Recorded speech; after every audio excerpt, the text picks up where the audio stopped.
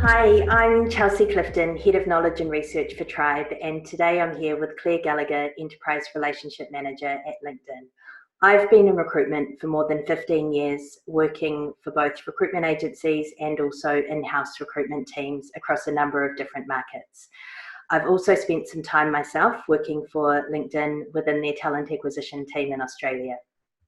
Over my career, I've seen a real evolution when it comes to recruitment.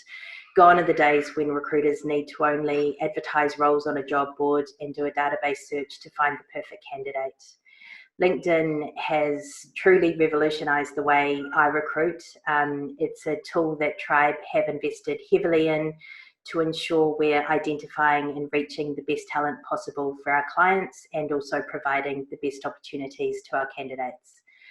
I was recognised as being in the top 10% of all LinkedIn recruiter users globally for 2019. And over the last year and a half, we've grown our Tribe LinkedIn company page to almost 10,500 followers, which is something we're super proud of. We have a chief storyteller who is responsible for creating and posting our content and ensuring it's relevant and topics our candidates and clients are actually interested in. It's not just recruitment related, but other things such as accessibility, diversity and inclusion, etc. Claire, thanks so much for joining me today. Hi, Chelsea. Thanks so much for having me on and the introduction there. So yes, as Chelsea mentioned, I'm a enterprise relationship manager at LinkedIn. I've been at LinkedIn for close to 4 years, actually 4 years in a couple of days, working with recruitment agencies as always in that time. And just something I picked up on there is one of the things that you mentioned, that you're in the top 10% of recruiter users globally. And look, I just wanted to, I guess, reflect on that and maybe call you out on why that is and how you're doing such a great job.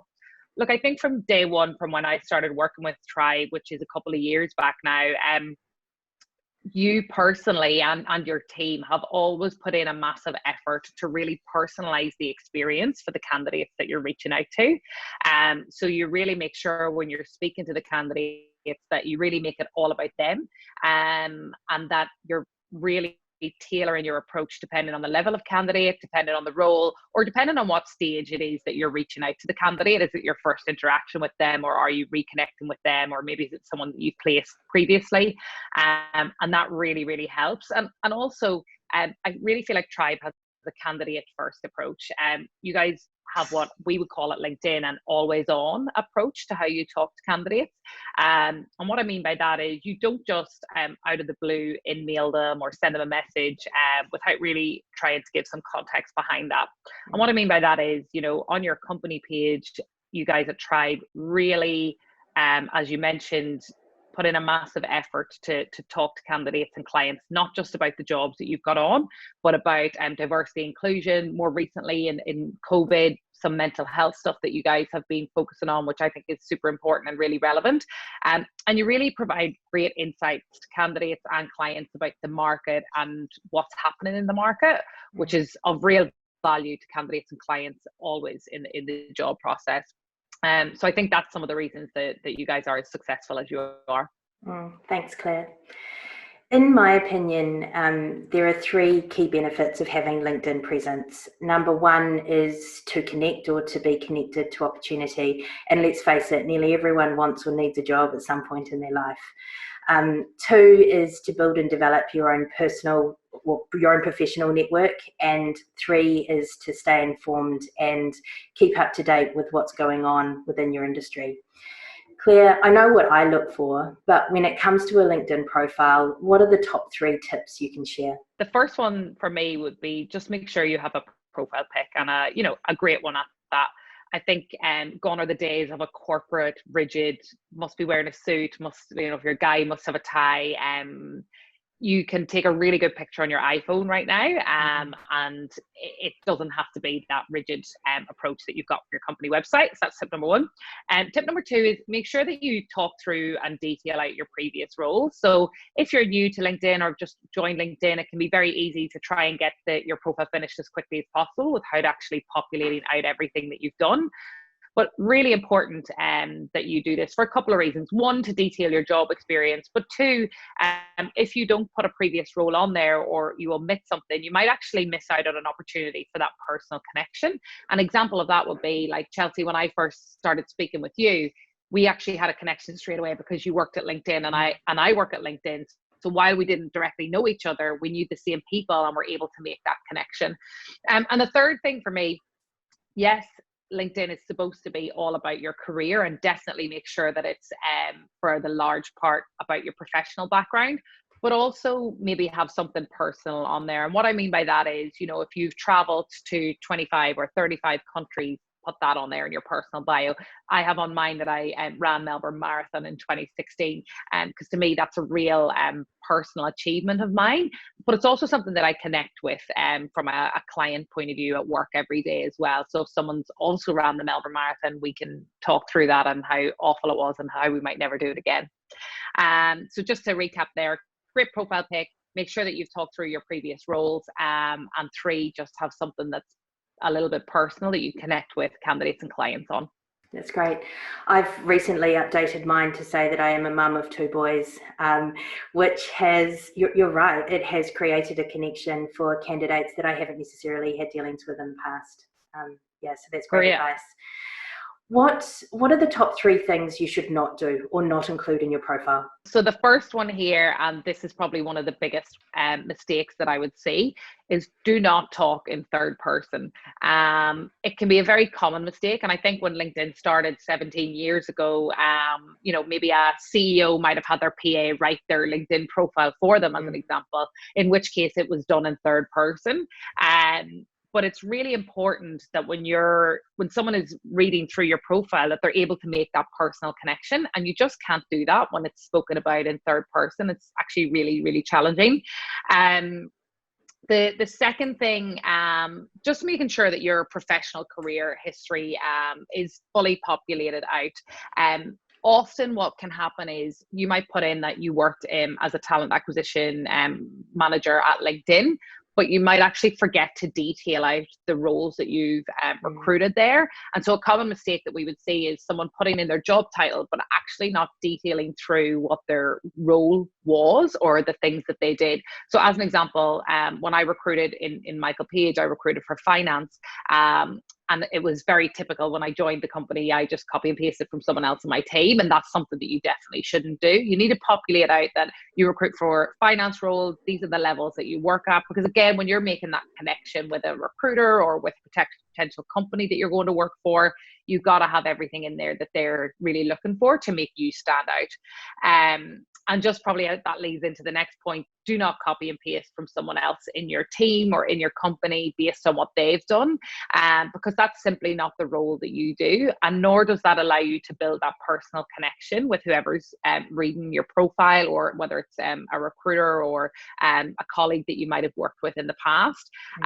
So make sure that you take it probably only take you max half an hour to really detail through all of the things that you've completed in your career. That's great advice. At Tribe, as you know, we recruit across all levels, from graduates looking for their very first career opportunity through to exec leadership positions. And we're often asked for advice on what should be included in a LinkedIn profile, depending on level. So what advice would you give to someone who's just starting out in their career? My advice would be, I actually graduated in 2008, which was smack bang in the middle of the GFC. And so I guess with all the talk of comparing the economy then to now, and how COVID is going to impact the economy globally, my advice would be open to anything when you're just starting out your career. When I went to university, I did a commerce degree, and probably 90% of my friends were really focused on either pursuing a career in legal or accounting, but I didn't really have that end goal in mind. I just knew I wanted to work in a business. I was very passionate about retail at the time, but I didn't have a real outcome as to what I wanted to be when I grew up, so to speak. And so post GFC or coming through when I graduated, the opportunities for graduate programs just weren't the same as what they might have had been years before, and probably what they are now. So I ended up actually working for a really small retail company that was a pharmacy chain at the time, had 9 or 10 stores. I ended up taking like a head office role and working directly with the owners of the business on a daily basis, and really got exposed to experience in a whole wide variety of ways. So I was involved in HR, in recruitment, marketing, actually being on the floor and merchandising as an example. And so I really feel like that well-rounded experience set me really really well up for the career that I have now had in the last sort of 5 to 6 years since I moved to Australia. And if I hadn't been open to anything, or if I had had just that one goal in mind, I might not have ended up where I have ended up today. And so I think having that open mindset to what your career is going to be is something really important. And also for anyone who's starting out in their career, the roles of 5-10 years from now don't even exist today. And so the market is changing so quickly with the technology that we have, that your job that you have in 15 years might not exist at the moment. And for more experienced professionals, how much information should they put into their LinkedIn profile? This is one that we actually get asked quite commonly, and it's a very tough one, particularly for experienced candidates who've been in the market for a long time, who really want to showcase everything that they've done. But what's really, really relevant is the most 5 years, and from a job description point of view, the last 5 to 10. And what I mean by that is like when I worked in recruitment, I used to meet with CFOs, and what really mattered with them was what's happened sort of in the last 5 years. But what you might want to put on from the last 10 is the type of companies that you worked for. So for example, I used to work at L'Oreal, and so that retail, while that was 5 years ago, that retail experience might be very relevant if I was going to work in another retail or FMCG type company. So short answer there, 5 to 10 years. Great. And what types of profiles get the best engagement on LinkedIn, and what do they do differently? So I guess to take a step back from that, LinkedIn, like almost every other social media platform that you use to, really works on the AI in the technology. So as an example, if I go on LinkedIn and I'm starting out my job search and I start viewing a lot of jobs, or I respond to a message from a recruiter, LinkedIn will detect that I'm on the hunt for a job potentially, and then start to show me more relevant jobs, ask me questions like, do I want to get notified about the jobs that I'm viewing? So it really uses the technology in the tool to understand a candidate's behavior, or anyone on LinkedIn's behavior, I guess. And so the more active you are, the more relevant information that you're going to get presented to you. And so that's probably the types of profiles that get the best engagement, the active ones, and the ones that are populated out with really relevant experience. Because, Chelsi, when you're messaging out a candidate, if they don't have a job description on there, you're probably not going to message them, because you don't know if they're going to be relevant for the role. And so it might be a waste of their time and your time. So the more engaged you are, the more engagement you'll get on LinkedIn. Great advice. Thank you. I like to think of your LinkedIn profile as a digital portfolio of your career journey. We're seeing LinkedIn integrate with many recruitment databases, and if you're a job seeker, this doesn't mean you don't need to apply for roles or partner with recruiters, but having an updated LinkedIn profile also works for you behind the scenes. And so long as it is kept up to date, it always remains relevant and you remain searchable. And this means you may get approached for jobs despite not looking, and it could be your dream role. Hopefully you found this insight useful.